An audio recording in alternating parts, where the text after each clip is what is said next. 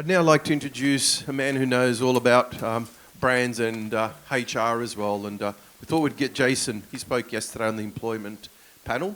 But also talk a little bit about your employer brand and how you can attract and retain the top talent. Please welcome Jason Hill, Managing Director of Tourism Talent. Thank you. Thanks, Adrian.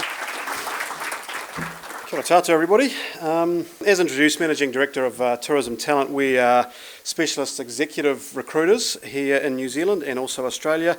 My background has nothing to do with recruitment. I don't really know anything about it, to be completely honest. I am a marketer. My background is tourism marketing. I had General Manager of Marketing roles at Christchurch Tourism, going back about 20 years. I was Regional Manager of Tourism New Zealand based in Tokyo for about 6 years as well, and then Head of Auckland Tourism for 6 years most recently.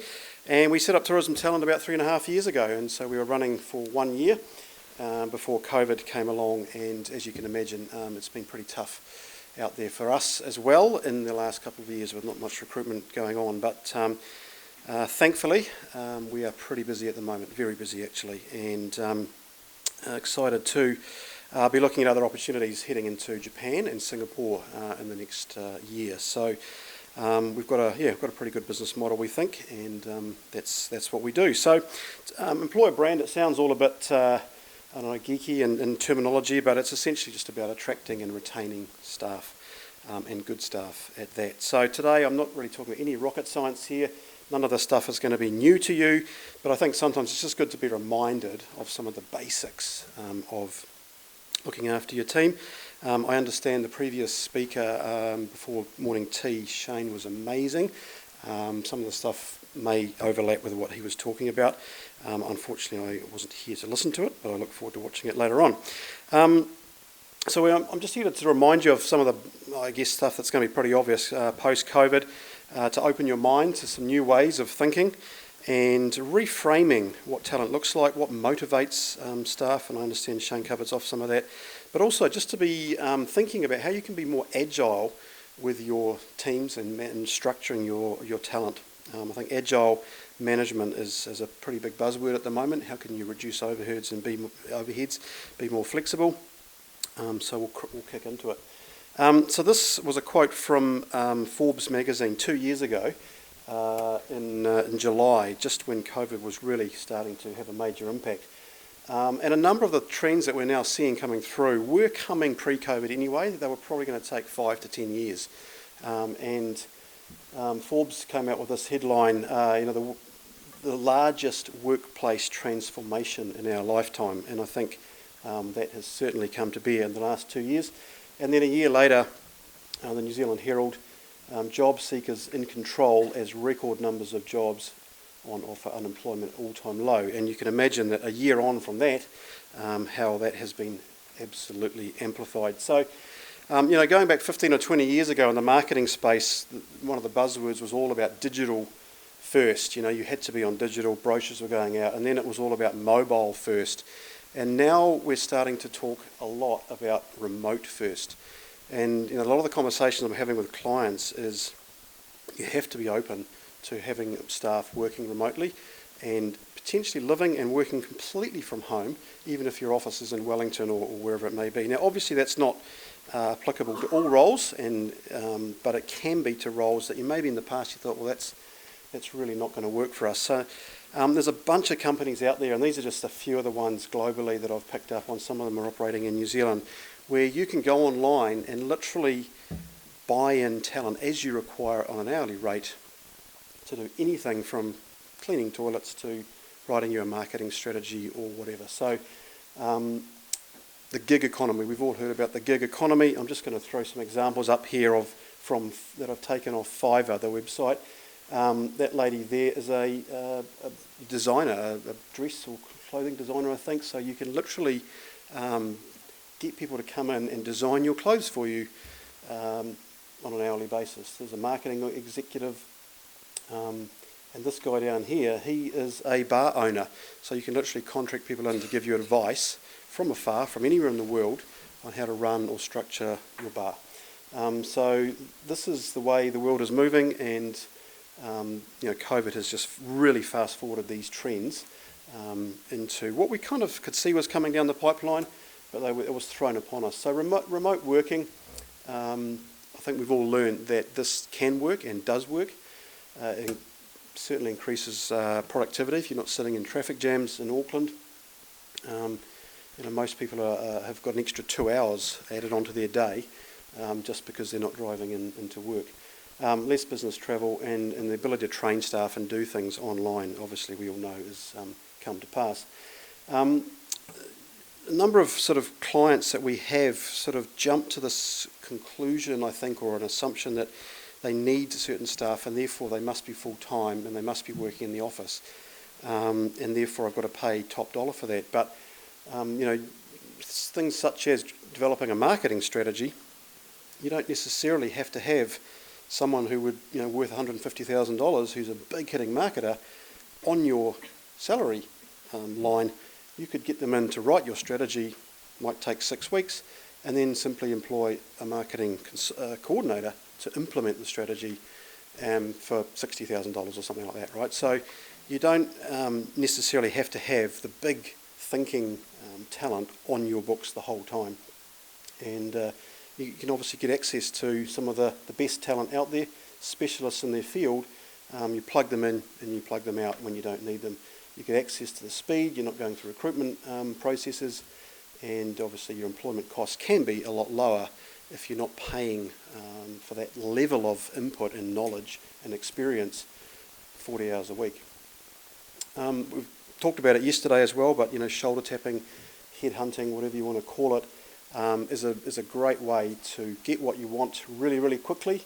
It's a hell of a lot faster than advertising for 3-4 weeks, waiting for all the applicants to come in and then going through a 2 or 3 week recruitment process. And I guess a point that I obviously would say, because that's what we do, but the best people are not looking at job ads. And we heard people say yesterday on some of the panels, that advertising on Seek and other platforms is not getting them good results. Well, when you think about it, it makes a lot of sense.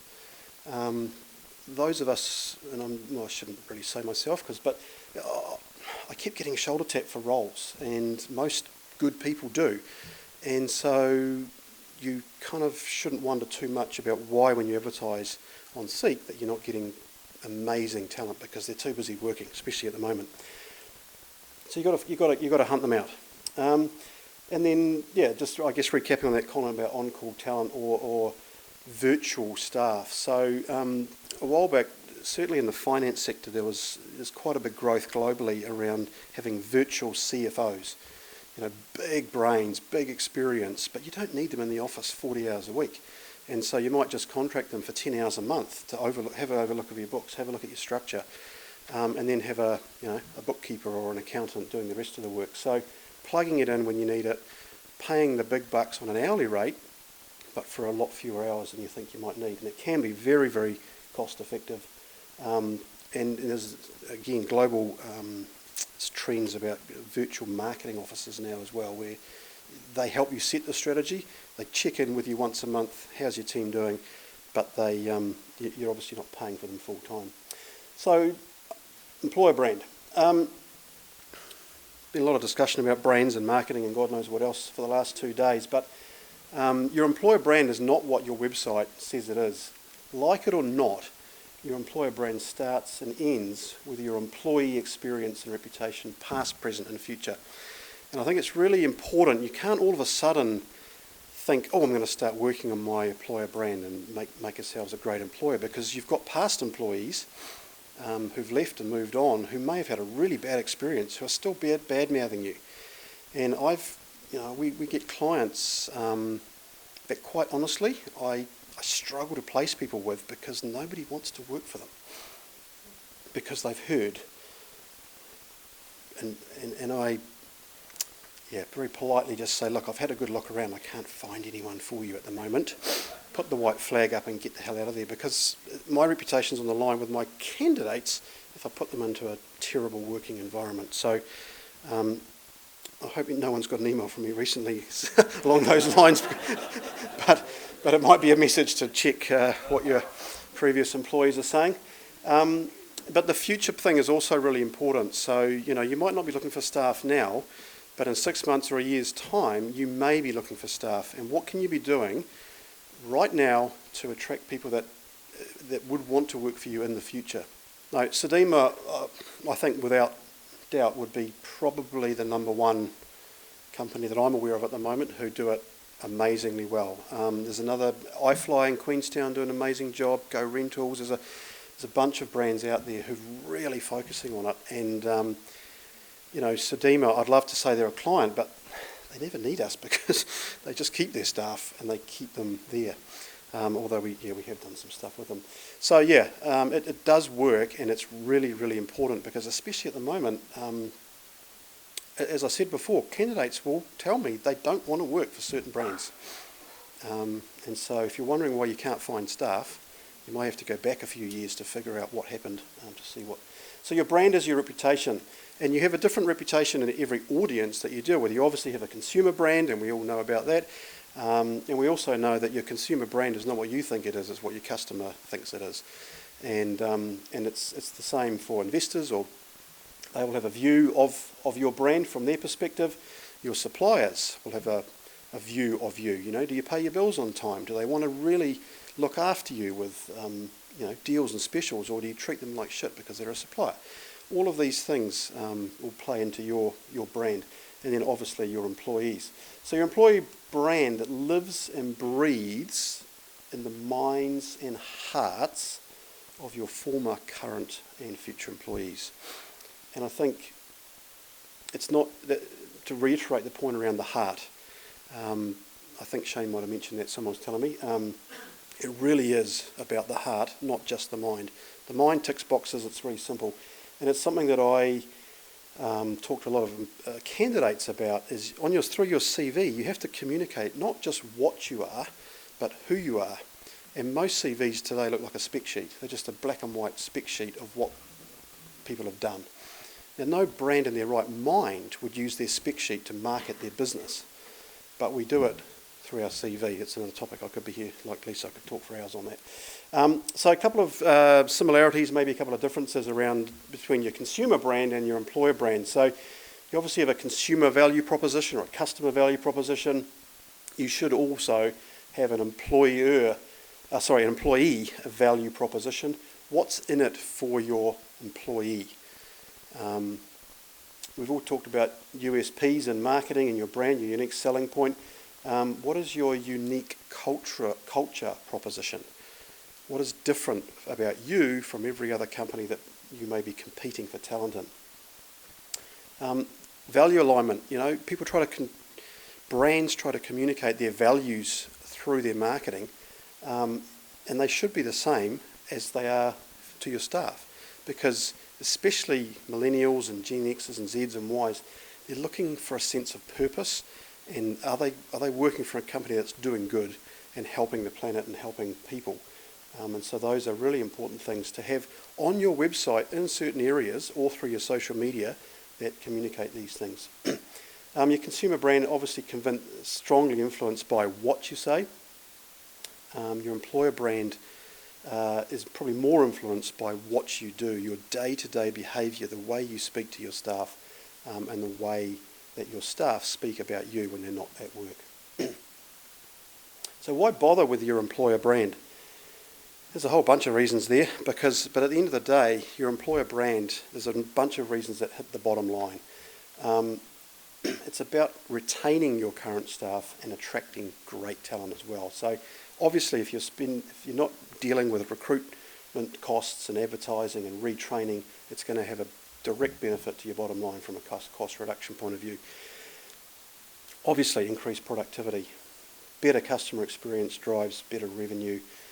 And a bunch of other reasons there. But some of them are softer ones and nice to haves, around morale and all those things. But the ones highlighted in green there are really, that's the business case for doing it and thinking about it and focusing on it, because it's going to generate more revenue and reduce cost. Yeah, celebrating your staff publicly. Like, some people might not be into that. Good idea to ask them first. Do you mind if we put this up there? Not for everyone, but because your employer brand influences your consumer brand, right? And that Sudima will be pumping out stuff on their social media, 15% discount, breakfast included. At the same time, they're pumping out messages about this amazing staff member who's been with them for 40 years or whatever. And it you kind of, it's that heart thing, right? You go, oh, I could stay there, but they're good people, And so your employer brand influences your consumer brand. I think that's really important to kind of. But introducing your staff, talking about. In fact, someone posted. I'm sorry to bang on about Sudima, but they're just such a great example. So if anyone wants to go and look what they're doing, they're amazing. But they tell the stories of people who've been making coffee in their Sudima Rotorua hotel for like 30 years or something, and it's just fascinating reading. But it makes you kind of want to go there and stay there just to have this guy's buddy coffee. The other thing they did a few years ago for their Christmas function was they did a bulk deal and bought a bunch of bikes from, I don't know, Avanti or whoever it was. And one of their team building sessions was they had a race to build these bikes, put them together, and there was an expert from Avanti or wherever on site to make sure they were. And then they gave all the bikes to underprivileged kids in Rotorua. I mean, they could have gone and got on the piss all day, right, and spent money on alcohol, but they bought bikes and then gave them away and used it as a team building exercise to put these bikes together. So, yeah, some pretty good examples there. I'll keep going. So, influencing attraction and retention. I'm just going to whack through these because we're running behind time, but obviously overall compensation, money is definitely obviously a factor, but it's becoming much less so. So the first thing that people ask me at the moment is, what's the opportunity for remote working? What's the opportunity for flexibility? What are the management like? Who is this person? What's their background? They're interviewing the manager as well through me. And so they can choose who they work for at the moment. And yeah, being an arsehole manager is not an option at the moment.